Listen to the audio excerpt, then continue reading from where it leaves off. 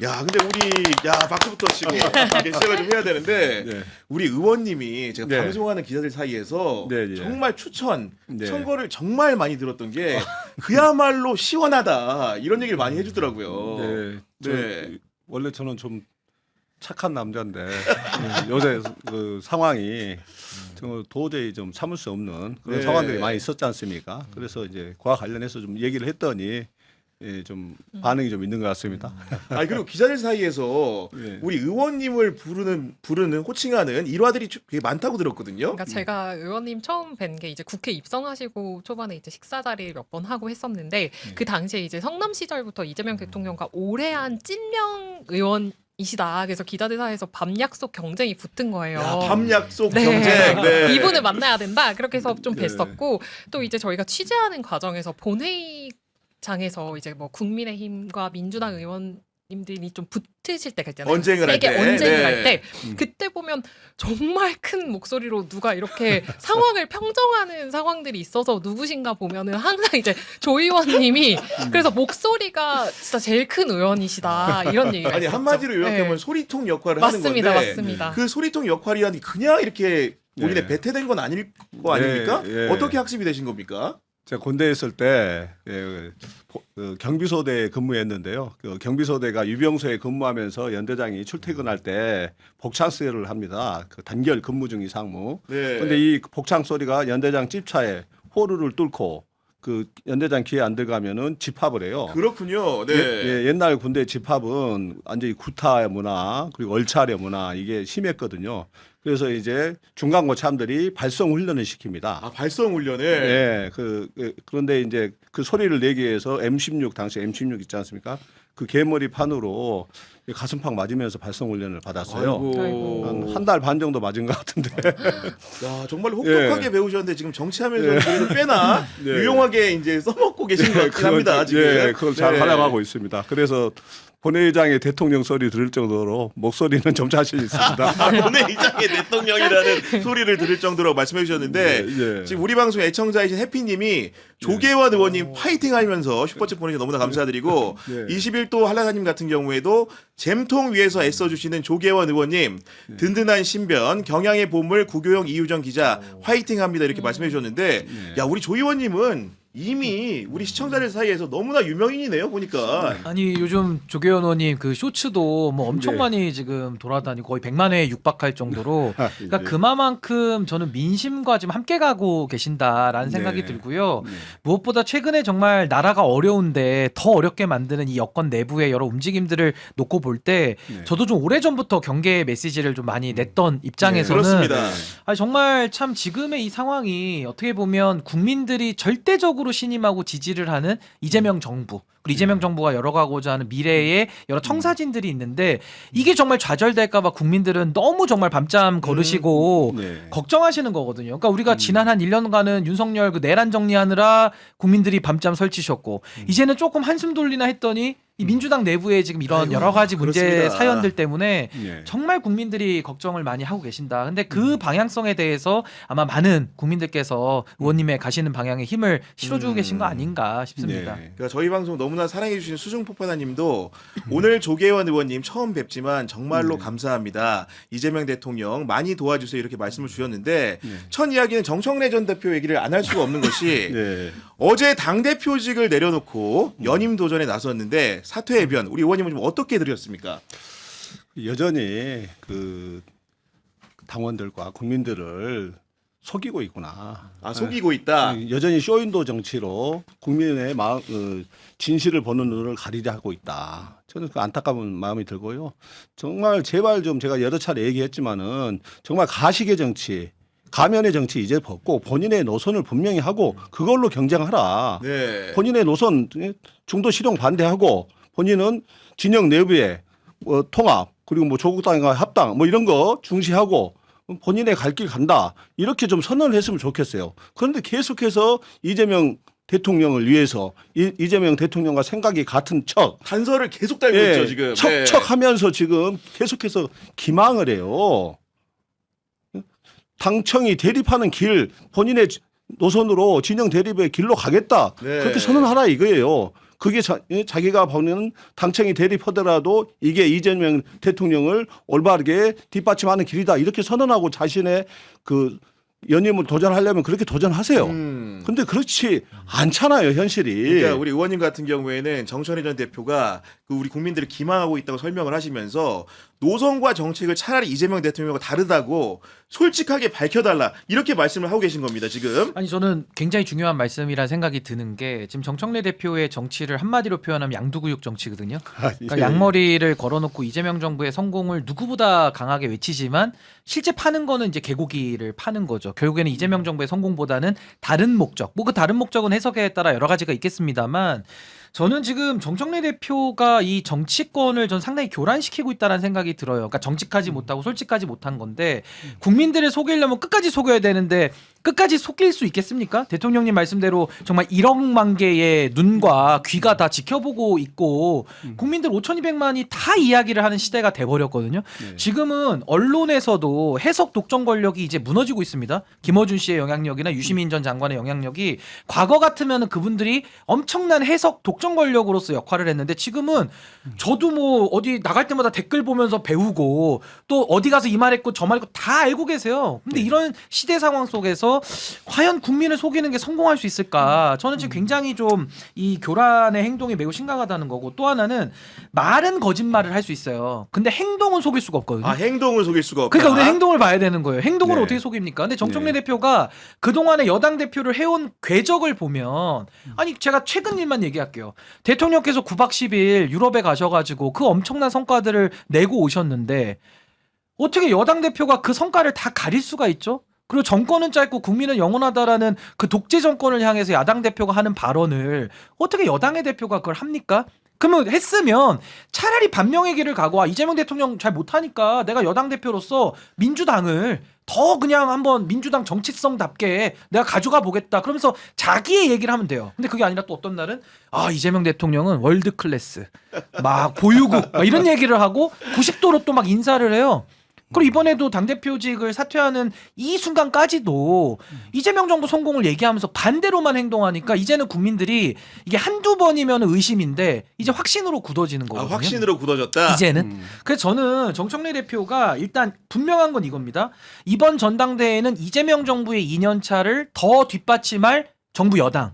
그럼 이제 3용 노선으로 가야 돼요. 실용, 포용, 효용의 노선으로 가야 되는데 실용, 포용, 효용의 노선으로. 3용입니다. 네, 3용. 그러니까 이 잘 3용 개념하는 노선으로 거지. 가야 되는데 정청래 대표는요. 실용의 행보 한 거 있으면 하나라도 좀 보고를 좀 해주시고요. 국민 보고. 김어준 씨 앞에 가서만 보고하지 마시고 포용의 행보도 한번 좀 국민들 앞에서 이야기하셨으면 좋겠고 효능감에 대해서도 어떤 걸 줬다라는 거를 좀 예시를 들어서 구체적인 얘기를 좀 했으면 좋겠어요. 근데 지금도 여전히 구체성은 떨어지고 구호 정치 어떤 입만 개혁을 외치고 있는 이런 좀 굉장히 공허한 정치를 하고 있다. 네. 저 그렇게 봅니다. 제가 안타까운 것은 딴지만 파더니 딴소리하고 딴 마음 품은 거예요. 아, 딴지만 파더니 네. 딴소리하고 딴 마음만 네. 품었다. 예. 지금 너무 안타까워요. 그 본인이 자격지심이 생긴 것 같아요. 그 대통령 그때 순방외교 출국할 때 그 본인이 빠진 거. 안 불렀잖아요. 예. 네. 그 다음 날 바로 국민은 영원하고 정권. 정권은 짧다. 그 말을 해요. 공격을 해버리는 거예요. 그 자격지심 때문에 순간 실수한 거예요, 본인은. 예, 그러니까 이제 나중에 그걸 만회하려고 또 어떻게 합니까? 또 대통령 돌아오시니까 이제 90도 폴도 인사. 나가서 90도 인사했죠. 네, 네. 근데 거기서 또 그쳤으면 좋은데 또 자신의 그 딴 마음을 또 드러내요. 국회 의원총회가 열리는 그 자리에 와가지고 도종환 시인의 그 흔들림에 피는 꽃 얘기하면서 맞아요. 네. 자신의 복심을 얘기하는 거예요. 사실상 언젠가는 지금은 흔들리며 비에 젖고 있지만은 나중에 찬란하게 꽃 피우리라. 예? 이런 생각들을 또 드러내요. 또 거기 현장에서.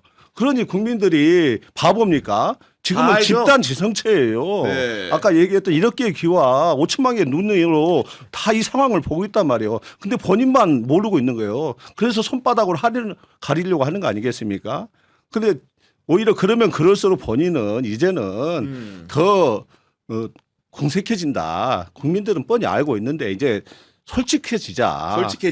그래서 가면을 벗자고 얘기한 겁니다. 왜 가식에 가면을 쓰고 대통령의 말을 계속해서 왜곡하는 겁니까? 그리고 지도부는 정말 그 지도부답게 행동을 해야지 본인이 집단 지성체를 외면하고 단독으로 모든 것을 결정했지 않습니까? 의사결정 합당론, 과정에서. 의사결정 과정의 비민주성을 전형적으로 드러냈지 않습니까?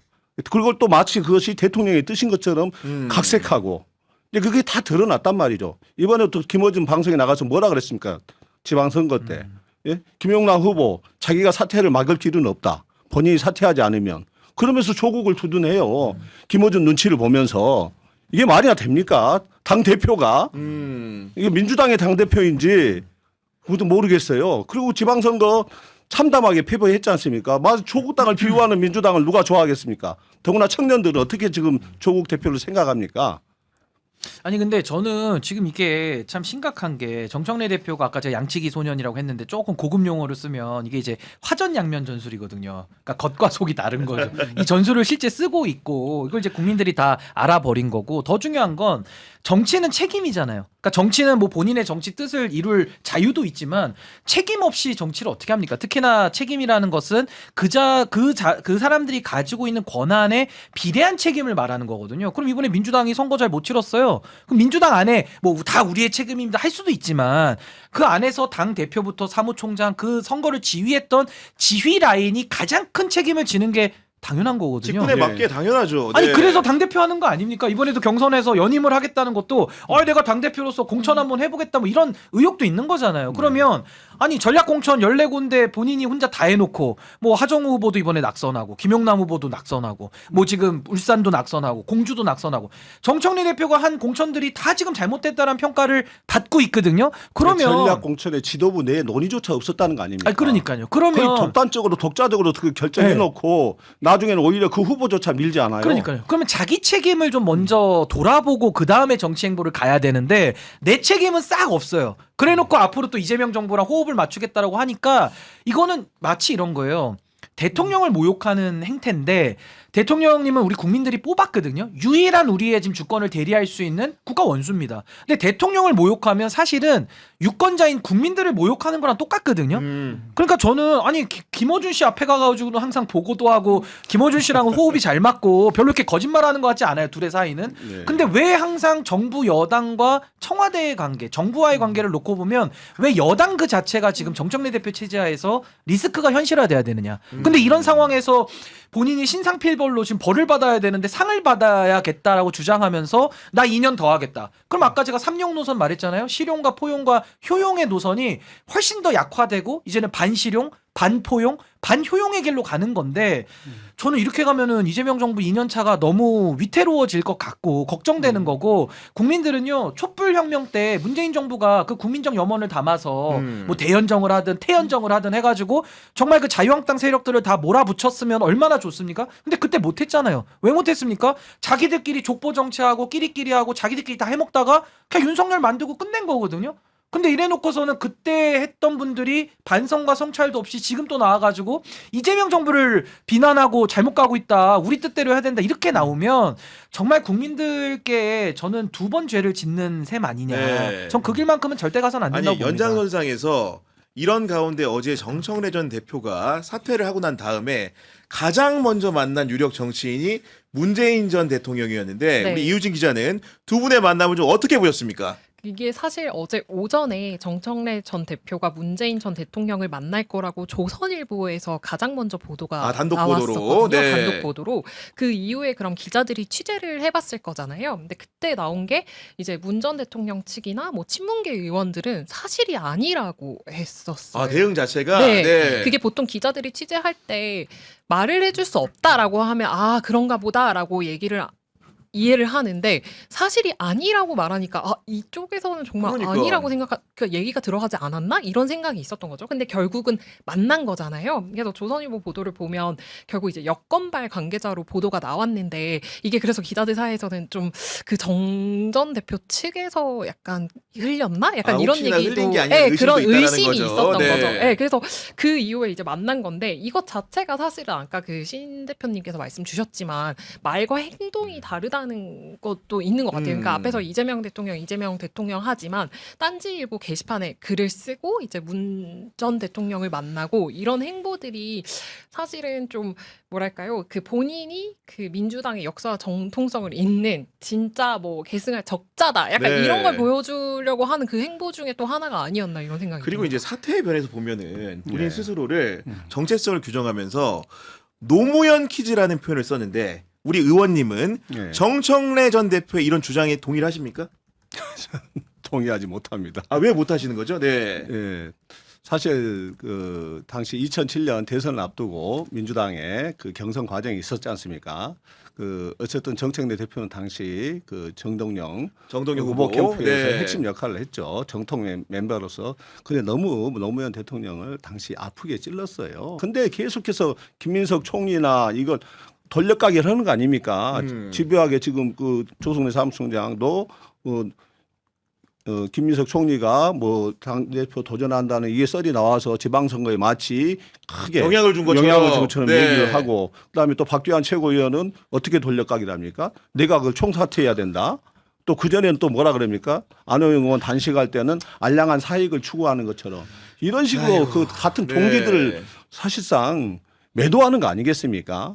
예, 이런 형태의 좀 비정한 정치 그러면서 가면을 쓰고 그렇지 아닌 척한 대통령하고는 가까운 척 이런 식으로 또 각색을 해요. 그러니까 그런 정치는 제발 지양하자 이제는. 그리고 이제 문재인 정부 대통령 만나러 간 것 어쩔 수 없는 선택이죠. 그건 현직 대통령이 안타깝게도 남아 계신 분이 민주당의 대통령은 문재인 대통령뿐이니까 당연히 예의상 가는 건 맞고 네. 뭐 그거에 대해서 욕하지 않아요. 누가 뭐 오히려 저 박수 칠 일인데 가서 하는 쇼윈도 정치 또 이재명 대통령하고 가까운 척하기 위해서 딱 책을 놓고 책을 또 하필이면 그 책을 사진을 들고 연출해요. 네. 너무 속이 빤히 보이니까 박수 칠려다가도 이게 멈칫거리게 만든단 말입니다. 네. 우리 의원님은 워낙 이렇게 그 어떻게 보면 이재명 대통령의 복심이라는 소문이 있을 정도로 대통령과 지근거리에 계신 분이니까 여쭤보는 건데 정청래 전 대표가 어떤 순간에 어떤 모습을 보고 실제로 대통령과 다른 노선을 걸으려고 하는구나 이런 생각을 해보셨습니까?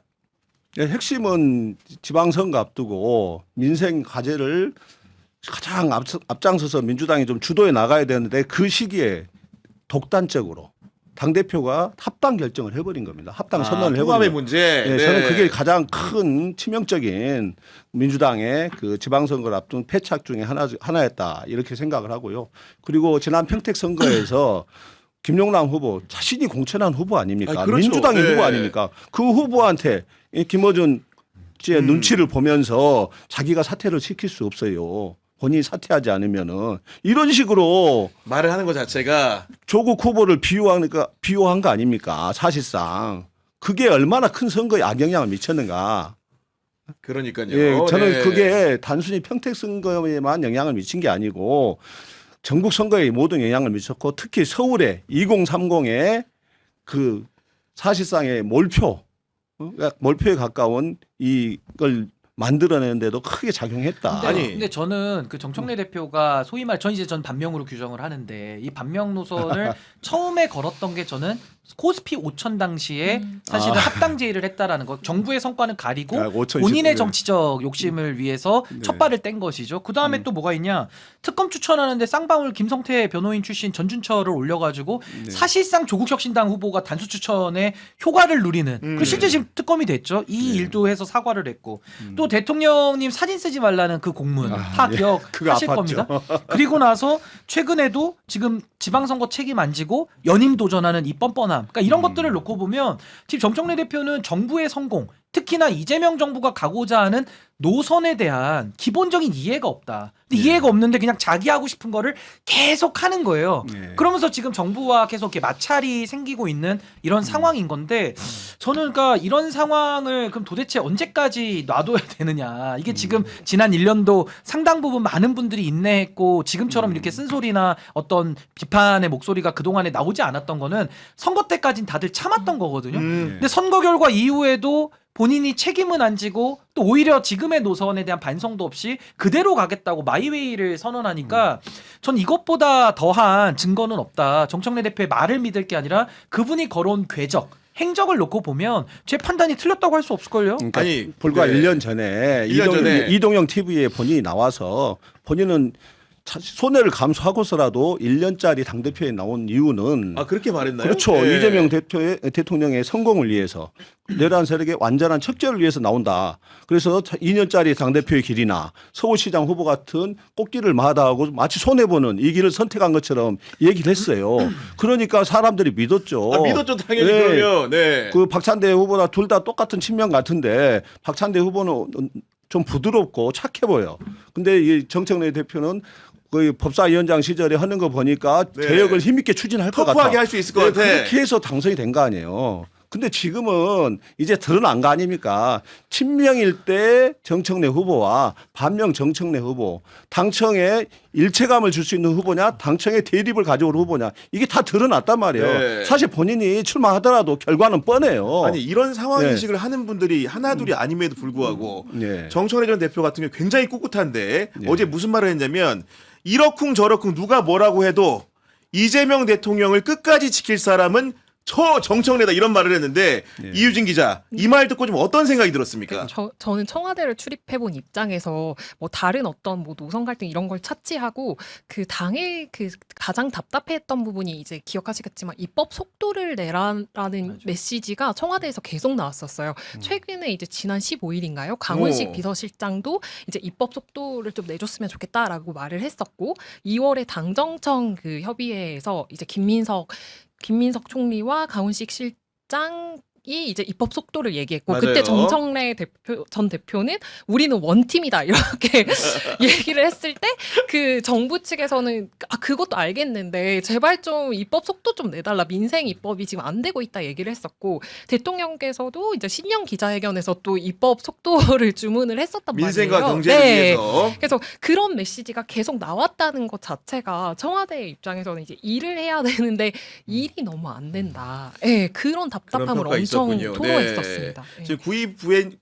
92YN님 같은 경우에 슈퍼챗분이 너무 감사드리고 봉지 땡땡님 같은 경우에는 조계원 의원님 당내 기득권 눈치 보지 않고 당원 민심 살펴주셔서 정말로 감사합니다 이런 의견 주셨고요. 우리 방송도 사랑해주신 수중포파다님이 신인규님 진짜 이잼을 위해 싸워주세요. 너무너무 감사합니다 해주셨는데 오늘 여러 번 슈퍼챗 보내주셔가지고 다시 한번 감사드린다는 말씀드리고 오징어 땅콩님 같은 경우에도 현명하고 용기 있는 신인규 대표 응원합니다 이런 의견 주셨습니다. 네. 아니 근데 저는 그 말씀은 꼭 드리고 싶어요. 전 정청래 대표 이번에 지선 패배에 가장 큰 책임이 있다고 봐요. 그러니까 지위도 그렇지만 행동도 그렇습니다. 뭐냐? 네.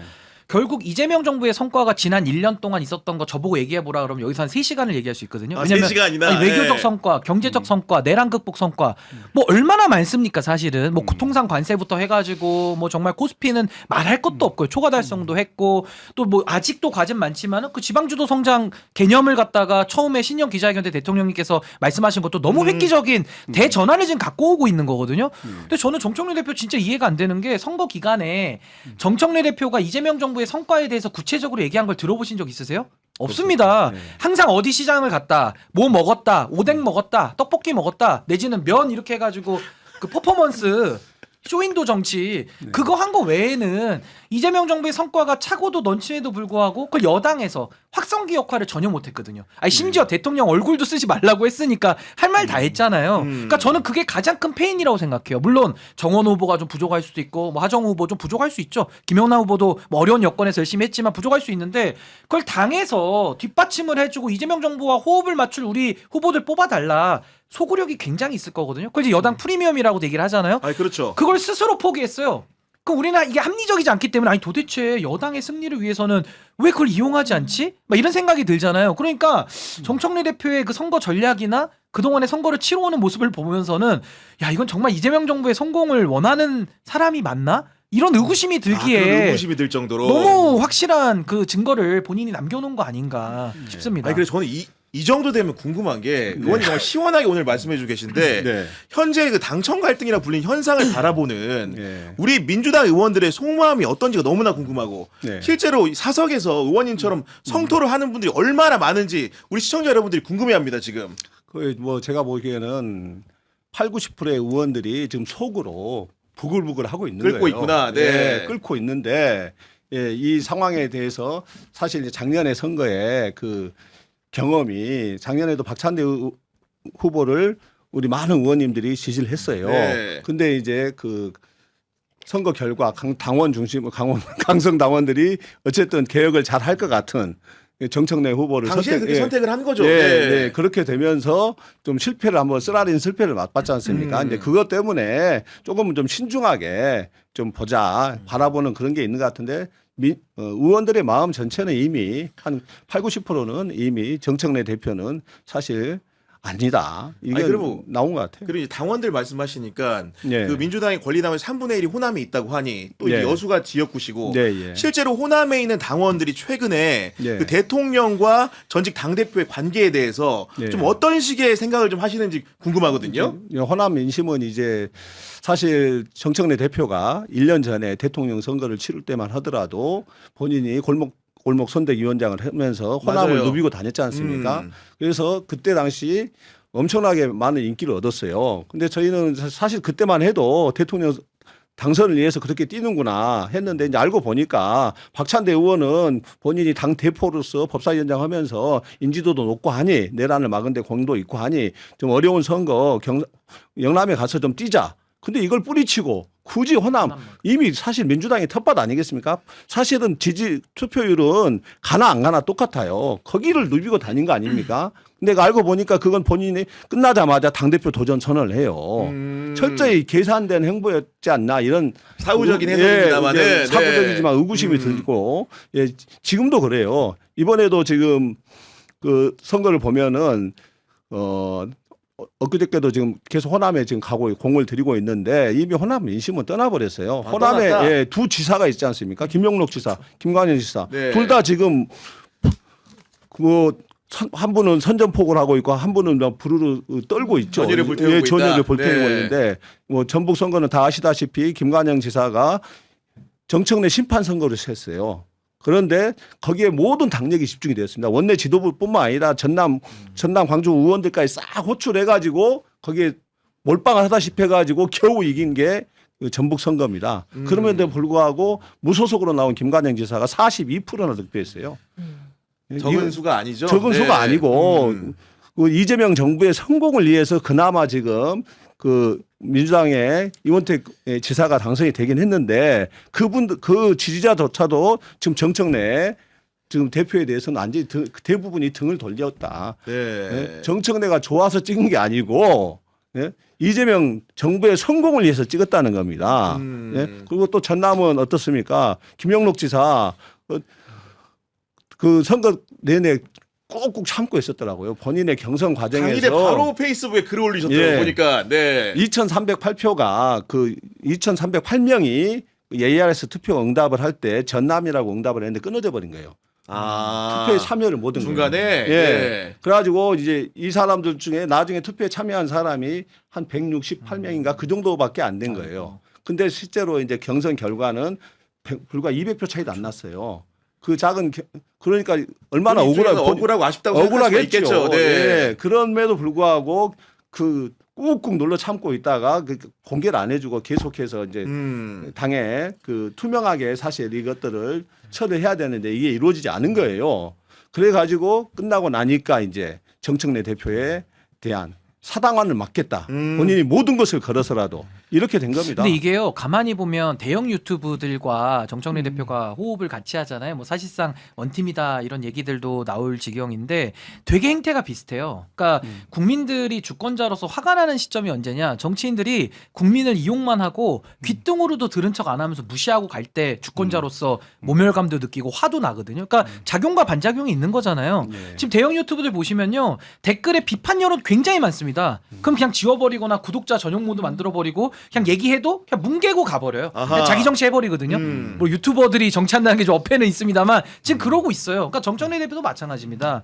지금 국민들 민주당에 회초리 들었거든요. 근데 회초리를 들어서 때렸는데 아 간지러워. 이건 때린 게 아니라 나 긁어준 거야. 이러면서 모욕하는 거거든요. 그럼 그 다음에 뭐가 될까요? 몽둥이 나오죠. 이제 회초리 안 되면 그 다음 몽둥이 나오는 겁니다. 그러니까 저는 그것처럼 유권자, 심판자인 주권자들이 목소리를 냈는데도 불구하고 알아듣지 못하고 일부러 안 알아듣는 이런 현상 속에서는 의도적으로 무시하는 거 아닙니까? 네. 근데 정치인들이 어떻게 주권자를 무시하면서 정치를 해요? 말도 말이 안 안 되는 되죠. 거죠. 네. 그러면서 맨날 뭐 쌍방향 얘기하고 뭐 국민 주권 정부 다 말장난 아닙니까? 당원 주권도. 그러니까 저는 지금의 상황이 정청래 대표를 비롯한 이 구세대들의 아주 엄청난 성역화된 기득권이거든요. 전 이 기득권자들의 마지막 전 발악이 지금 있다고 전 보는 거고, 전 정청래 대표의 이 움직임도 합리화 이성으로 설명 안 돼요. 그냥 그의 욕망과 이 마지막 발악으로 저는 기득권이 마지막 꿈틀거리고 있다. 전 그렇게 봅니다. 그리고 이제